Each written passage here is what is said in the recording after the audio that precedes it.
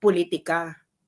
Ganyan kasi gusto maganyan. Mga bakla kayo ng taon, Amy Marcos is 70. You don't even know if Amy Marcos will be alive tomorrow, next year. May mga sakit-sakit na to. No? This is the time in your life you do atonement. No? Correct. You don't have any time because you don't have any time anymore to correct your mistakes because you don't have a lot of time to live anymore in your life. No? She's 72, 71. But alam ko, I'm pretty sure Amy is already old. She's older than Bongbong, so 70, something like that. Bakla 70 years old ka, tapos tingin nyo si Amy parang teenager. Mga bakla kayo, ilugar ninyo yung sarili ninyo sa tamang konteksto. Amy is 70 years old and you are reasoning as if Amy is 20 years old. Magkaiba ang mindset ng 20 years old sa 70 when they are talking about stuff like this. Felt na mahirap yung ginawa ni Amy because she's giving up a lot of things. Yan ang unang-una.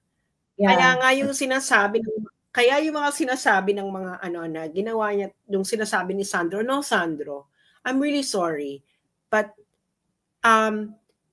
ito na naman yung mga nag-a-assume na ginawa to ni Amy for political ambition. Anong political ambition? You know that Amy barely won the 2025 election. That's how much people don't like the Marcos name anymore.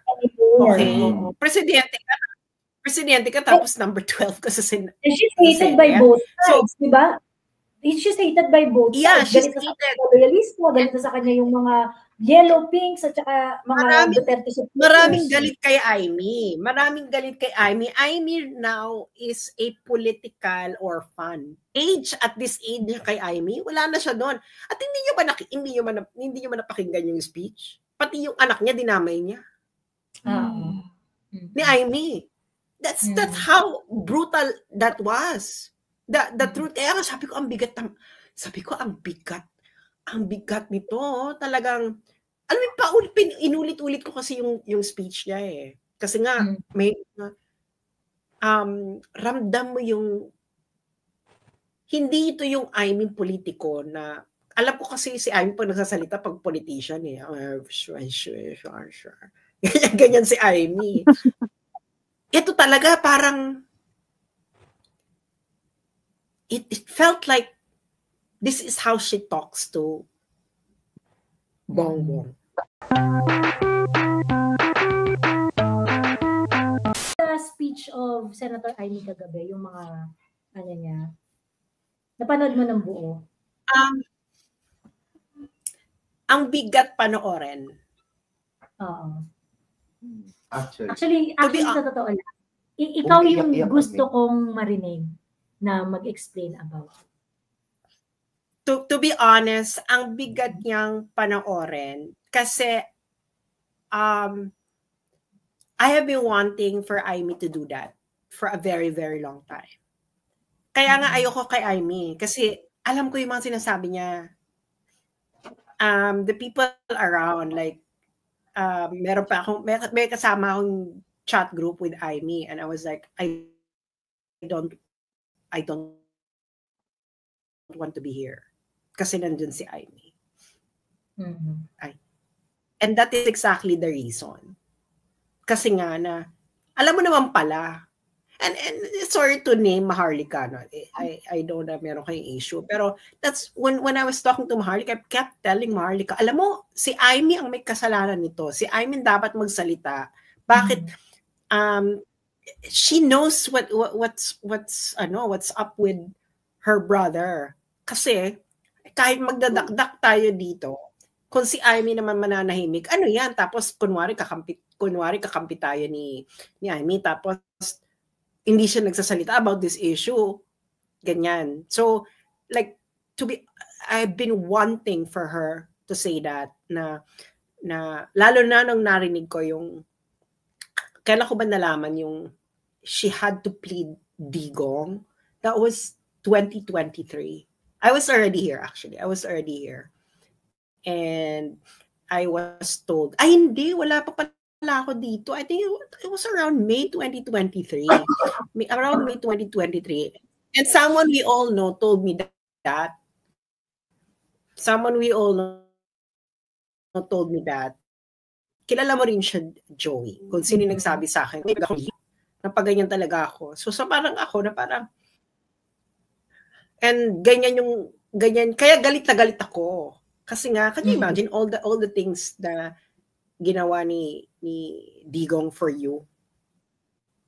Tapos pinakulong mo pa siya, etc. And nung napanood ko ng speech, bigla ako na bigatan. And I never expected na that would be my feeling when I watched the speech. Akala ko nga fake news kasi nakita ko lang yung call card. Ay, yung call card, yung meme. Na statement ni Amy, sabi ko, totoo ba to? Tapos nung hinanap ko yung pumunta ako ng page mo, syempre. Tapos nakita ko yung speech ni Amy. Tapos pinanood ko siya ng buo. Tapos, alam mo,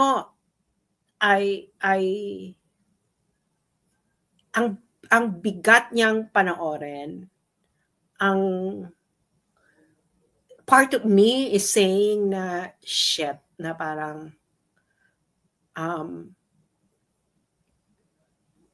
kasi this is, to be frank, no, regardless of politics, this is still a family. You don't want to see family breaking up like this, especially on in front of everybody. Kasi galing ako ng broken family, so I know that feeling. So yun yung parang isang mabigat sa akin kasi tao lang din ako, no. I'm also a human being.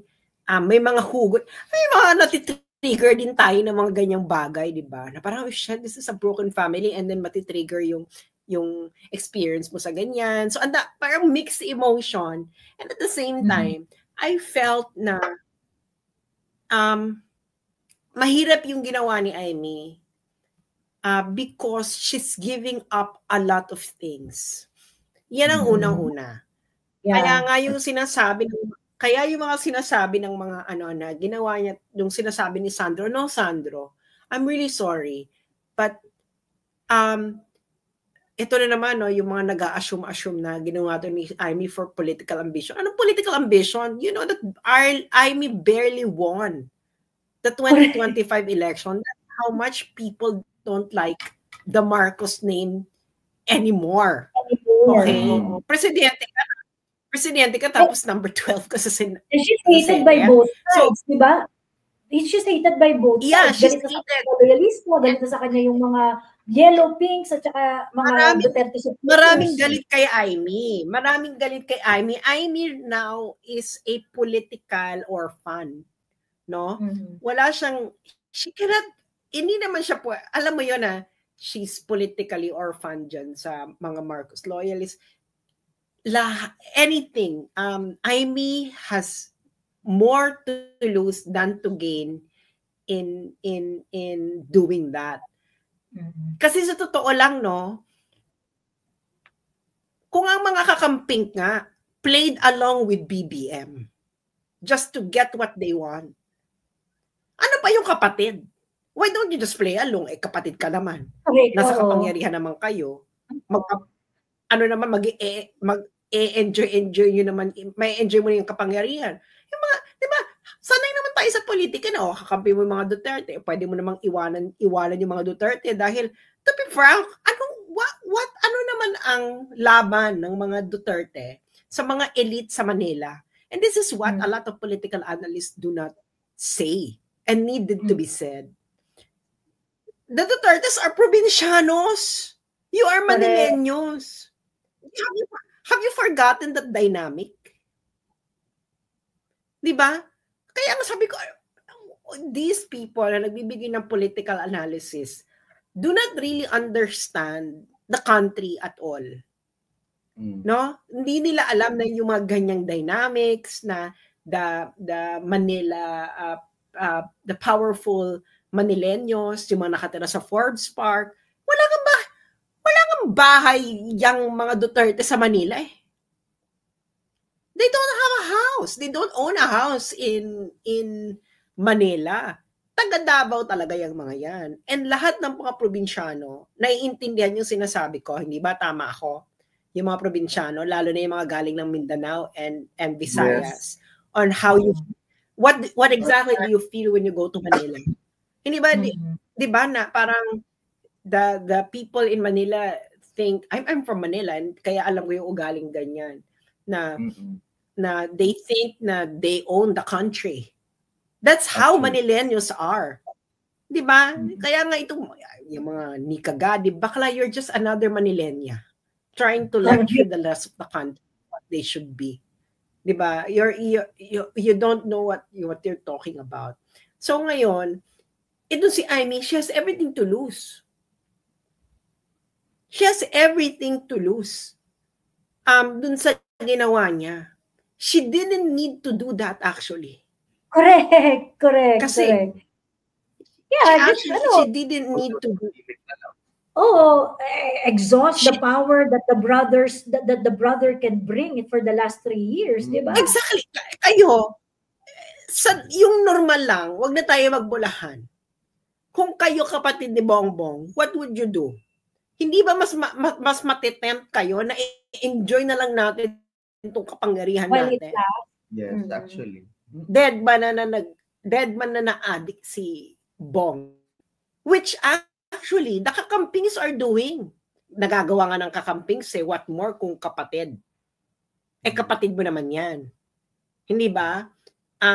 Ubus-ubus biyaya. Nakalimutan na rin ng mga kakamping. Uy, mga bakla.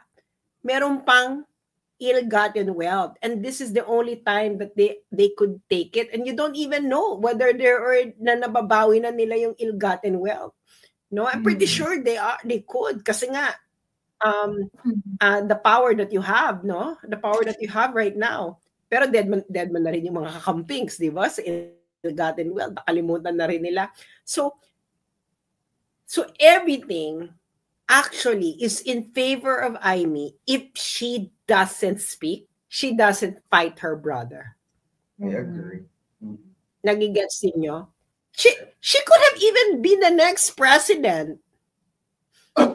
Play along with Bongbong, and then they would field another Amy as president. Ganyan, hindi ba? Don't you see? Or field there as the vice president of everything is in favor of Amy if she will not speak and if she will not fight her brother and if she will drop the Dutertes. But she did not. And to be honest, no, I think that speech of Amy, I would like to remind you, parang naalala ko tuloy yung meron kasi dati kaming guest na Palestinian playwright sa school ko sa Netherlands, sa Leiden.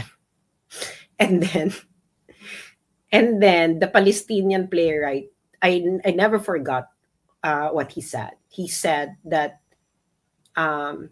your turning point is the time that you become human. And itong speech ni Amy na to last night is her greatest turning point in her life, and that's she became fully human. Si Amy, walang mapapala si Amy kung aawayin niya yung kapatid niya, kung ilalabas niya yung totoo. There's really nothing to be gained, to be honest. But so bakit niya ginawa yan? I think it's just really Amy being a sister, being a human being, not even politician. Kasi I think it is Amy being a daughter. And daughter. I think it is Amy being a daughter. Kasi that part she's very consistent. Kasi oo. Kasi Di ba, na-forge yung friendship nila ni PRRD because nakiusap siya kay PRRD na susuportahan kita sa eleksyon pero palibing mo tatay ko. 'Di ba? That was the premise of the friendship with with PRRD. Well, I think magkakilala na sila even before that. But that is the beginning of their friendship. So, nakabase kasi 'di ba parang even if I heard this story before, parang meron ka pa rin mga etchos lang yung story na yan. Parang gano'n kasi, baka naman press release lang yan, di ba? Na parang, makatatay, or love niya talaga yung tatay niya or whatsoever. And I think she doing this is because she wanted to salvage whatever dignity is left doon sa legacy ng tatay niya. I have a personal take on this because I also asked them about this even before. Na sinabi ko na you are one inconsistency away from condemnation. So pagka meron kang gagawin na isang bagay na inconsistent, you are going to be condemned forever. And itong love for your father, ineme, ganyan. If time will truly show that you do not really value your father, then you will be forgotten in history and you're just going to be just another traditional politician who is remiss of his promises, of her promises. Kasi I also want to add up, kasi si Senator Amy palagi niya sinasabi na I want to live by the principles that my father has, imparted to them, ganito, ganyan. This is not what our father wants, ganito, ganyan. And that opportunity was present last night and she took it. I think she wants to embody the Filipino identity that, we value the Filipino and the Philippines, and, we need to stop whatever bullshit that her brother is currently doing. And to me, because I was with Joey that time, Sas, and then, they all started crying, and I felt, I don't even know how to feel. There's a sense of relief, but at the same time, I don't know, parang what's next? Yun yung nasa utak ko palagi, what's next dito? Especially, paano pagka, di ba? Ano talaga siya? Very para kang binuhus. Oo, para kang binuhusan ng malamig na tubig. Alam mo, ganun yung feeling na actually it's a very, very emotional. Kita mo yung mga nagtatanggol kay Bongbong, hindi nila walang sincerity. Hindi nila kinaya yung revelation ni Amy. Sandro had to write a statement. But don't adjust. Kasi if they start speaking in front of a camera, you would see na they're lying. Diba? Hindi nila kinaya si Amy. Kasi si Amy lang talaga ang maluloka si BBM. Okay, maluloka si BBM. Pretty sure may gagawin sila kay Amy, gagawin nila, pakukulong nila, whatever. Pero, I think, ito yung karma of, hello? Yes. Medyo nadadelay lang yung audio, pero... Naririnig niyo pa ba ako? Yes, naririnig naman. Hindi, I think ito na, I think ito na yung karma ni, karma dinala ni BBM after what he did to the Dutertes. What the Dutertes? They're still together. Their family is still solid. Hindi ba? May mga hiccups, pero buo pa rin sila. They were sa mga Marcoses, the opposite. Okay? Yung nangyayari ngayon sa mga Marcoses, the opposite. They are now being torn apart by their own doing, to be honest. By BBM, and in some way, Amy, because you let your brother run. Diba? We would have not been in this kind of situation. If you, di ba yun yung concern? Actually, yun yung concern ko. Bakit mo pinatakbo? Di ba? Bakit? Why? Ako naiintindihan ko yung feeling, yung posisyon ni Amy. yung sasabihan siya na, oo, magpaparehab na ako, magbabago na ako. Dahil may kapamilya akong ganun. Girl, hanggang 30 years na, 40 years na magbabago, 40 years, 50 years. Tapos yung sinasabihan naman, paniwalang-paniwala pa rin. Kasi, alam mo yon, 50 years na. Tapos, syempre, ako yung ako naman yung walang connection. So, ako yung walang connection. That's why I can say na, tigilan mo na yan, ganyan. Pero the person involved in that person's life, they are, it's an unimaginable situation. Yun na lang sabihin natin, unimaginable situation. Kasi what are you gonna do? Diba? What are you going to do? And nakakalasing yung hope Actually. Nakakalasing kasi yung yes. If you are hoping for your loved one to be better, it's very difficult to admit that there is no hope. Kasi mahal mo yun Diba? Yeah, exactly. Saka kapatid niya. Saka, alam mo yun, kaya yung pagkasabi ni Amy, basta ang bigat, parang ang bigat nung, I think we will, with that speech, actually, Amy earned, I'm pretty sure Amy earned a lot of people's respect, but also, including mine talaga. But also imperiled her political career. Yes. Yeah.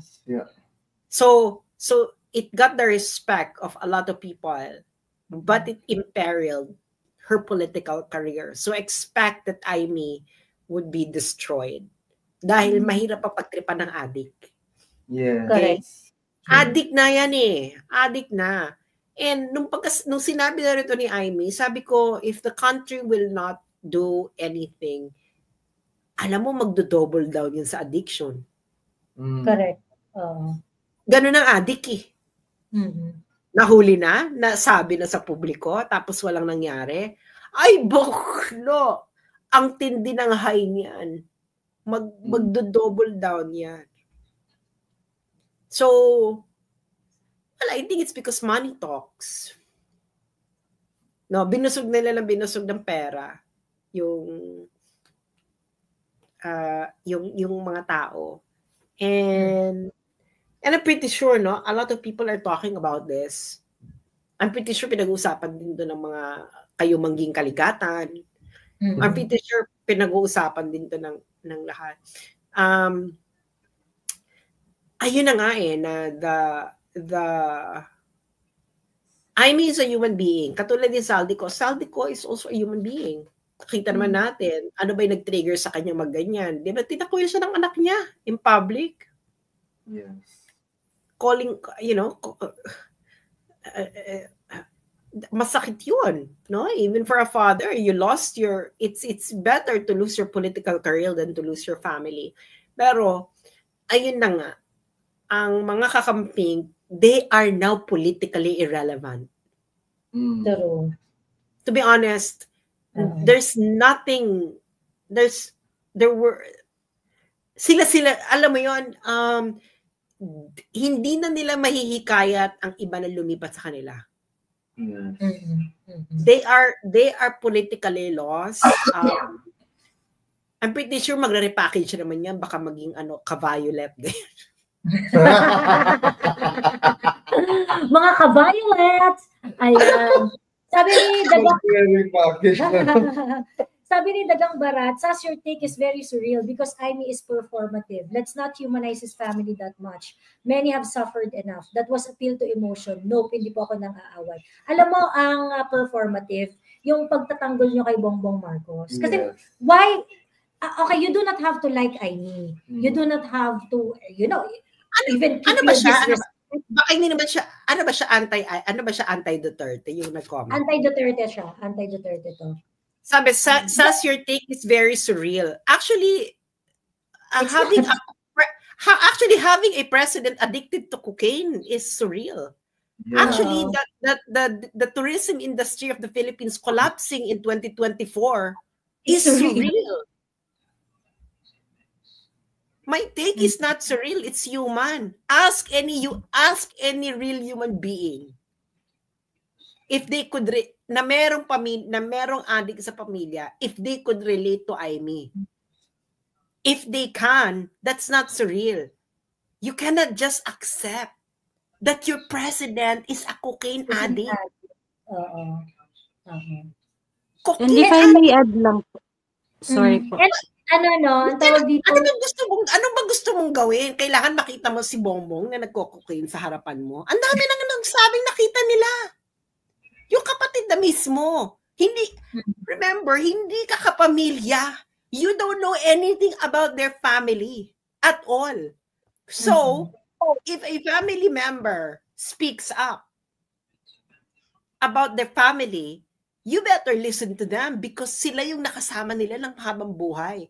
Unless na ikaw ang nakasama ni Bongbong Marcos. Kasi there are situations wherein wala talaga, hindi ka talaga close sa pamilya mo at mas close ka sa mga kaibigan mo. Ikaw ba yung ganong kaibigan? No. So don't take me as surreal. You're surreal because you don't know anything about their life. So between you and Aimee Marcos, I will believe Aimee. Correct. At ang performative dito, yung ninyo, yung crusade ninyo. Kasi at this point, what are you angry about? Ano kinakagalit ninyo na ni-reveal ni Aimee na adik yung kapatid niya? Okay? Nagagalit kayo na ni-reveal ni Aimee na adik yung kapatid niya. Basically, confirming the bulong-bulungan for a very, very long time, the kwentuhan for a very, very long time, yung mga PIDEA investigation, yung mga kung ano-ano pang mga bagay about this specific issue. Finally, Senator Aimee confirmed it. Na kapatid niya, nakasama niya sa bahay, nakasama niya sa buhay. Pagkatapos, ngayon, galit. What exactly are you angry about? Diba? Na parang, why are you protecting Bongbong Marcos? Exactly. Ano yung kinagagalit ninyo sa ginawa ni Aimee? Oo. What? Kasi daw po, Dahil pinatagal sinabi niya, pa. Well, totoo naman. Talagang ako nga rin, galit nga ako eh. Kaya nga, ang dami nang na-bad trip sa kanya kasi pinatagal nga niya. Pinatagal niya, pero nung sinabi niya na, galit ka pa rin. Pero yung may elemento po silang hindi po nila tinitake into consideration, yung stigma po kasi na may kamag-anak ang adik, napakalaking impact nun sa pamilyang Pilipino. Being one of those... Actually, hindi pa yung stigma. Kasi alam naman ng mga tao na adik si Bongbong, ng buong pamilya nila, buong angka nila, no? I think it's really trashing your family. Kasi na to estrangement from your family na to. Ano na to, bakla. Sulian ng kandila. Hindi niya kaibigan si Bongbong, kapatid niya yan. So nasa sulian ng kandila level na to in the context of kapatid. Hindi, na to, severing of ties. Okay? Severing of ties. And you don't even know how long it will be, they could mend this. Matatanda na yung mga yan, 68 and ilan taon na si Aimee? 70? Si Bongbong ay 68? Mga bakla, wala lang, may panahon pa ba yan para kumpunuhin nila yung relasyon nila? Matagal na yan. You know, at this stage in your life, pag sinivere mo yung ties mo sa pamilya mo, ibang level yan. No? Ibang level yan. Hindi, you cannot take that, take it easily. No? These are not teenagers, These are people in their golden years. Ilang taon na lang ilalagay niyan sa mundo. So, do you see? No? Siguro kung Aimee Marcos is 30 years old or 40 years old, I could say na baka politika. Ganyan kasi gusto maganyan. Mga bakla kayo ng taon, Aimee Marcos is 70. You don't even know if Amy Marcos will be alive tomorrow, next year. May mga sakit-sakit na to. No? This is the time in your life you do atonement. No? Correct. Wala ka na, Correct. you don't have any time because you don't have any time anymore to correct your mistakes because you Oo. don't have a lot of time to live anymore in your life. No? She's only 72, 71. Ilan taon na? But alam ko, I'm pretty sure Amy is already old. She's older than Bongbong, so 70, something like that. Bakla 70 years old ka, tapos tingin nyo si Amy parang teenager. Mga bakla kayo, ilugar ninyo yung sarili ninyo sa tamang konteksto. Amy is 70 years old and you are reasoning as if Amy is 20 years old. Magkaiba ang mindset ng 20 years old sa 70 when they are talking about stuff like this. Yung may nagsabi kasi doon, you cannot blame us for feeling bad on Amy, ganyan. Actually, wala namang nagbe-blame ko ano yung feelings ninyo. Okay? Ang problema yung reasonability. Like for example, dati galit kayo kay Sen Amy, which is something that I respect. O, galit kayo, bad trip kayo kasi ayaw magsalita. Nasa posisyon naman talaga siya magsalita, ganyan. I remember talking about it and saying na actually yung hinihingi nyo kay Amy, greatness yun. Kasi not everyone can do it eh. Yung ginawa niya kahapon, that's greatness. Courageous talaga yung ginawa. Oo, that's greatness. So ngayon, yung mga dinedemand niya, hindi, dapat ganito. You are asking her to be a superwoman, sa totoo lang. And ako, to be honest, I am not expecting her to be a superwoman. I am expecting her to be more of a politician, to play safe, to harvest all the potential, the power can give her. Yeah, exactly. That's what I expect. Yung pag ginawa niya kahapon, that is something that is not expected from a politician. That's actually greatness. Ngayon, pagka ngayon, galit ka pa rin kay Amy, ikaw na yung may problema dyan. Yeah, kasi meron pa ng issue dyan. Hindi, kasi you're asking for the impossible. Oo, no? And the impossible And happened. when someone did the impossible, like severing ties with their family, ayaw niyo pa rin. When they did the impossible, kasi, ay hindi, ganito. Mga bakla, parang, sometimes, you have to separate what is political and what is actually, has something to do with whatever conspiracy you're thinking about. Kaya, you need to have a higher sense of awareness and humanity. Okay? And humanity. Like, Amy is 70. She severed her ties from her family at 70 years old. Bakla, ibang gravity yun, ha? There's a difference between severing your family ties at 19 because you have your entire life in order to mend it. Correct. You do not have that luxury of time anymore at this age kay Amy, wala na siya doon. At hindi niyo ba napakinggan yung speech? Pati yung anak niya dinamay niya. Ni Amy. That's how brutal that was. The truth, sabi ko ang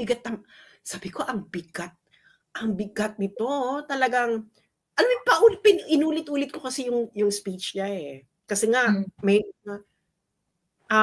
ramdam mo yung hindi ito yung Amy politiko na alam ko kasi si Amy pag nagsasalita pag politician eh. Sure. Ganyan si Amy. Ito talaga parang it felt like this is how she talks to Bongbong. Ng face to face. And the thing about Amy is aminin na natin na pinatakbo niya yung kapatid niya because she was hoping for a redemption arc of the Marcos. Of her father.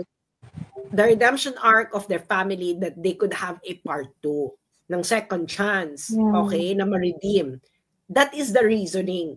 Kaya siguro, naniwala siya ng magbabago. Na parang, magbago ka na kasi nga ganito. And I think pinned her hopes na she and her brother are on the same page on this. Now, we're going to do this because we would like to have a second chance and have a redemption arc. And kaya masakit kay Aimee yung nangyayari kasi the second chance flopped. And it flopped big time. So parang kay Aimee na tang-ina kang addict ka. Parang ganun yung kay Aimee. True. Parang ganun ang gusto sabihin ni Aimee, no? Tang-ina kang addict ka. Nandyan na nga tayo hindi mo pa tininuan. Ano ba naman yung 6 years na into mo yung kaadikan mo? Oo. Correct. Kasi ano yun very, very, it's defensible.